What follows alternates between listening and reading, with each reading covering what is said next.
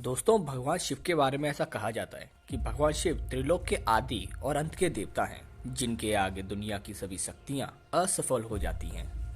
लेकिन क्या आप जानते हैं भगवान शिव का जन्म कैसे हुआ था? उनकी माता कौन थी और उनके पिता का क्या नाम था? उन्होंने किससे शिक्षा प्राप्त की थी और उन्होंने किस किस को शिक्षा का दान दिया था? अगर नहीं तो चलिए, क्योंकि इस वीडियो के माध्यम से ही हम आपके इन सभी सवालों के जवाब देने वाले हैं। इसीलिए प्लीज इस वीडियो को स्किप करे बिना एंड तक जरूर देखें। दोस्तों, आज सबसे पहले भगवान शिव के जन्म से जुड़ी एक कहानी, जो कि शिव पुराण की एक लोकप्रिय कथा के बारे में बताने जा रहे हैं। शिव पुराण के अनुसार भगवान शिव को स्वयंभू माना गया है, अर्थात भगवान शिव का जन्म स्वयं ही हुआ था। इससे एक बात तो स्पष्ट हो जाती है कि ना ही भगवान शिव की कोई माता है, ना ही कोई पिता। इसी कारण से भगवान शिव पंच तत्वों से भी परे हैं। इसी कारण से इन्हें मृत्यु का भी कोई भय नहीं है और इनकी मृत्यु कभी नहीं हो सकती। पर अब बात करते हैं विष्णु पुराण में दी गई भगवान शिव के जन्म से जुड़ी एक और कहानी के बारे में। विष्णु पुराण के अनुसार भगवान विष्णु के माथे से निकलने वाले तेज से भगवान शिव की उत्पत्ति हुई। वहीं उनकी नाभि से निकलने वाले तेज से कमल पर विराजमान ब्रह्मा की उत्पत्ति हुई। वहीं दूसरी ओर भगवान विष्णु के जन्म के बारे में शिव पुराण में बताया गया है कि एक बार भगवान शिव अपने घुटने मल रहे थे। उनके घुटनों से निकलने वाले मैल से ही भगवान श्री विष्णु जी का जन्म हुआ।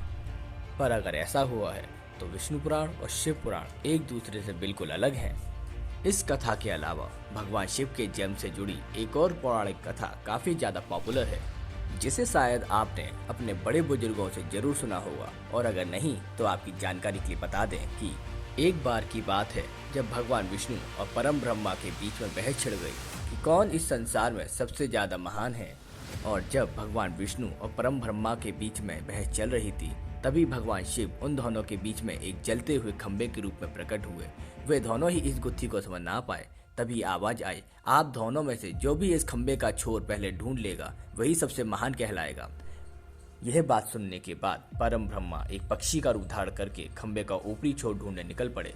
वहीं भगवान विष्णु बराह का रूप धारण करके खंबे का अंतिम छोर ढूंढने निकल पड़े। काफी देर तक प्रयास करने के बाद दोनों हार मानकर जब वापिस आए, इसके बाद भगवान शिव अपने असली रूप में सामने आए।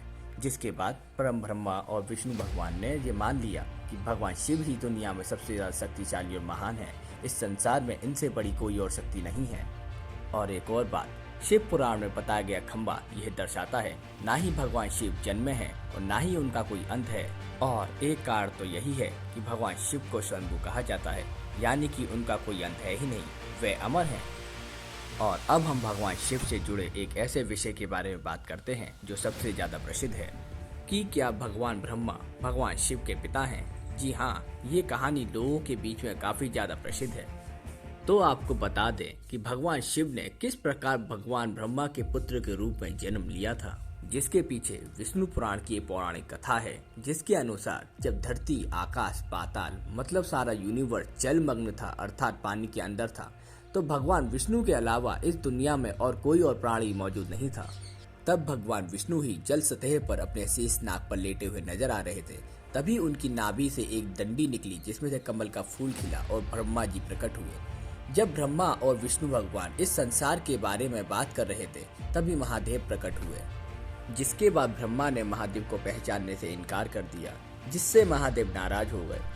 इस कारण भगवान विष्णु ने ब्रह्मा को शिव जी के बारे में याद दिलाने के लिए उन्हें दिव्य दृष्टि प्रदान करी। जिसके बाद ब्रह्मा जी को अपनी गलती का एहसास हुआ और उन्होंने भगवान शिव से माफी मांगी और उन्होंने उनसे अपने पुत्र रूप में पैदा होने का वरदान मांगा।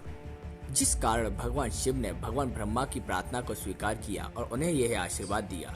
लेकिन जब भगवान ब्रह्मा ने इस सृष्टि का निर्माण किया तो उन्हें एक बालक की आवश्यकता हुई। तभी उन्हें अपना वरदान याद आया, जिसके लिए भगवान ब्रह्मा ने तपस्या की और भगवान शिव एक बच्चे के रूप में उनकी गोद में रोते हुए प्रकट हुए।